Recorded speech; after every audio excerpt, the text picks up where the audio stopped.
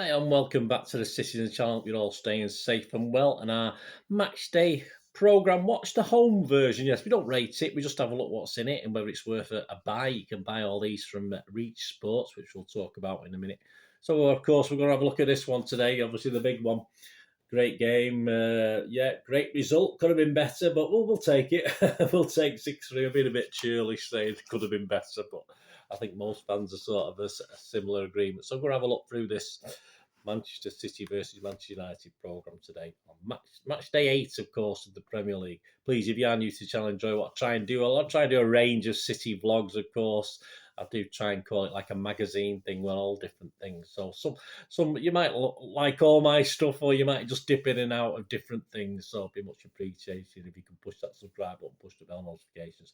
That'd be brilliant. Give me your support. It's always nice to get thumbs up, guys, please. As I said, you know yourselves, guys, if you're on Twitter or YouTube, thumbs ups are great. If you get lots of thumbs up, and it's just, I love doing these things, but it's really nice. It makes an old City fan very happy if you get thumbs up, so you can do that.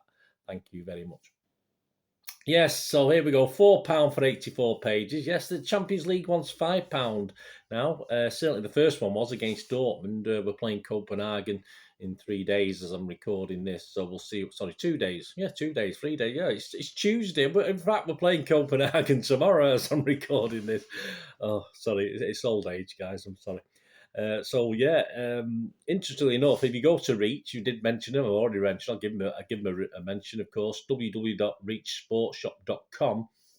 You can get subscriptions to the thing. I can't really afford it this year because 26 issues is £97.50. You can get slightly less than that. I think you can get 12 or something like that as well. But I can't really afford £97.50 in one go. So I did it last year and obviously got another one. So I ended up with 2 copies of every home programme last year, but I can't really afford it this year.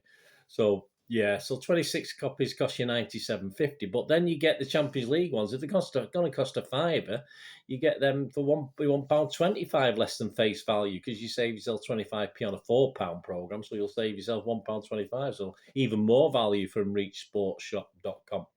If you're outside of the UK, it's £65 extra for Europe and £80 for the rest of the world. So there you go. Very interesting. At least a good value on the champion. I did have a bit of a groan about the Champions League one against Dortmund. If you watch my programme review, have a look at that, guys. If you do, I was just a bit fed up, but I'm all right now. I've recovered. On the cover, of course, there we've got Haaland, company, Gota, Lakey, all brilliant, celebrating the scores. And I did cause a bit of ruckus on Twitter by saying I wasn't very happy about Mr. Andy Hinchcliffe being on it. I thought they could have picked other players from other games or even players from that game, in fairness. So most people, I got hundreds of likes. A couple of people disagree. I did say that Andy Hinchcliffe obviously hates City. All right, perhaps hates a strong word. Certainly dislikes City. He doesn't stick up for us in his. I don't listen. I'll be honest with you guys. This is second hand. I mean, I've had so many comments, and I'm not just seeing the odd comment. There's hundreds of comments, and probably thousands over the years about the negativity of Andy Hinchcliffe towards City. So I just didn't think it was appropriate to put him on the cover. And thankfully, 99.9% of you agreed with me, which I'm happy about. And if you don't agree, that's fair enough. It's all opinions, isn't it? And my respect to you for not agreeing. But as I said, that's just my thoughts anyway on that cover. But apart from that, it was an okay cover. Certainly one of the better than some of the bland ones we're producing this season, that's for sure. So inside, we've got Pep. Standard stuff, nothing exciting to report on that one. A player feature with Ederson, interesting little stat. He's 95 clean sheets. It was 189. 95 and 189. It's 95 190. So it's exactly 50% as we played the United game. So that was interesting. There's an article on the new City Matters reps, of course. My congratulations and support and the best wishes for Angela Worrell and Michael Ash, who've taken over that mantle. Kevin Cummins does his usual feature where he tries to pick the hometown of the team we're playing and do a little images or pictures or little pictures of someone he's done from that area. And obviously he's picked Trafford, which is quite right because they're not from Manchester, they're United. So he had to pick Salford Town Hall, though, which is just 2.5 miles from Trafford. But I mean, we call them Salford as well, don't we? So yeah, that was his link, and of course, singer Marc Smith from The Fall is covered in it. So if you like Marc Smith and Kevin Cummins, that's the article in this one. Head to head has yeah, a bit of an unusual one, a bit of a daft one, really. Cancelo, who's made 88 appearances against Malakia, is it? Malakia or Malasia, who's only just made 6 for United. So it's not the greatest head-to-head, but you'll at least to learn a little bit about Malakia if you're interested. I'm not, so I didn't really read it. So that's in there. X in the City features legend, of course.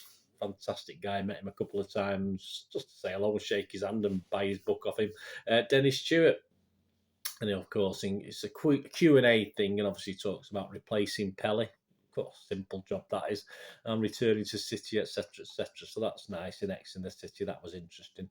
There's the quiz. I'll give you a little quiz question. I'll give you the answer before we leave, just to test your knowledge. You should all get this, guys. Come on, so don't have a think. Have a think. One of the questions was which two men have played for United and managed City? There you go. Nice easy one for you. I'll give you the answer at the end. City Kids, of course, in normal 2 pages of puzzles. And Dr. Gary James looks at the history, again, as superb as ever from Dr. Gary James, giving me your support. I'll retweet a lot of his stuff, so get on if you don't follow Dr. Gary James, or please get on there. He's obviously writing an article on this about the history of the badge, the club badge, and its various incarnations, so that's really good. There's the usual City women under 18s, EDS, and of course Buzzer talks about City and United, which is always an okay read. Double Agents, yeah, Double Agents is a good one. It obviously looks at players who's played for both. And this issue, of course, a young City fan who turned into a United legend and came back to be a City legend. Of course, Brian Kidd. More on this in a moment. I'll just read a little excerpt out from that article. Matchmaker picks out 10 standout games, not necessarily for playing, but obviously big games that he's played in that were important at the time. So it's obviously for Kyle Walker today, who obviously includes times he played for Sheffield United, England, Spurs, and of course us. Yes, us. Big Blue Mark McCarthy at Marc MMMAC continues his shirt thing, his little piece on that.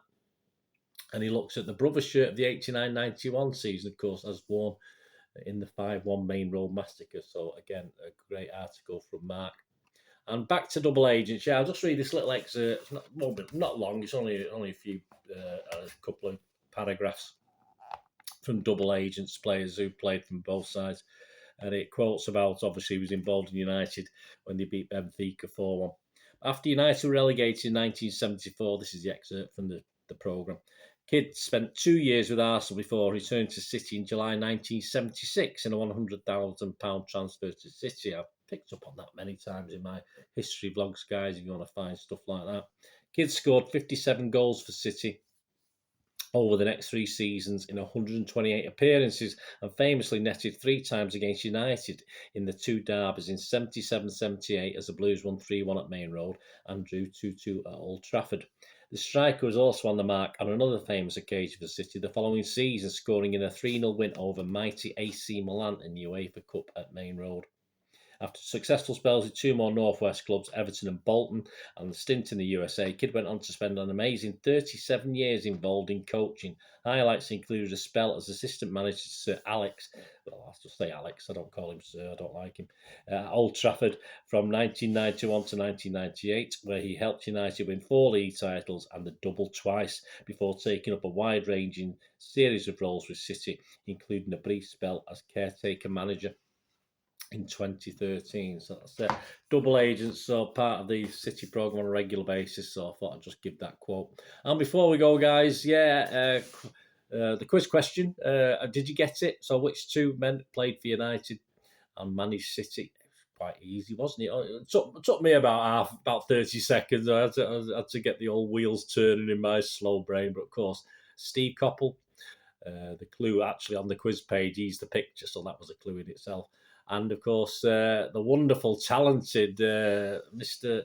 Emphatic Mark Hughes, who, yeah, both of those when they came to City, I hated the thought of it. Fortunately, both, well, one lasted a little bit longer than the other, but both were bad moves by City. You do question the board and decisions sometimes, don't you?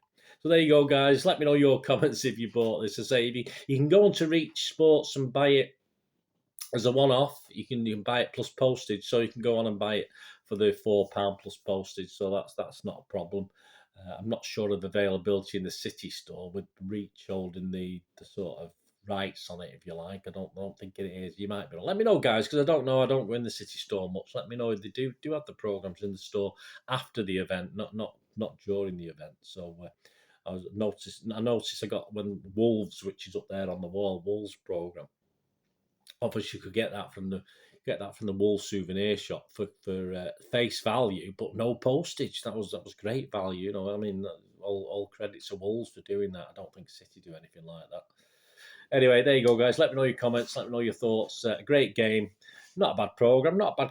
Great content, actually. One of the better ones this season so far as content is concerned, as you'd expect, with the regular guys, plus a couple of specials with Dennis Stewart, Brian Kidd, etc. Thanks for watching. Please, until we meet again, I think the next one we'll be doing, of course, will be the back to the Champions League, won't it? It'll be back for the visit of FC Copenhagen. So join me for that over the next few days. There'll be lots of vlogs coming out. There's so many coming out with all these games. There'll be loads of vlogs up to the World Cup. There'll still be vlogs after when the World Cup's on, of course, because we never stop here at the Citizen Channel, or I never stop. So you can come along with me. Great stuff. Thanks for watching, guys. Please, until we meet again, stay safe, Blues. Come on, City. Bye for now.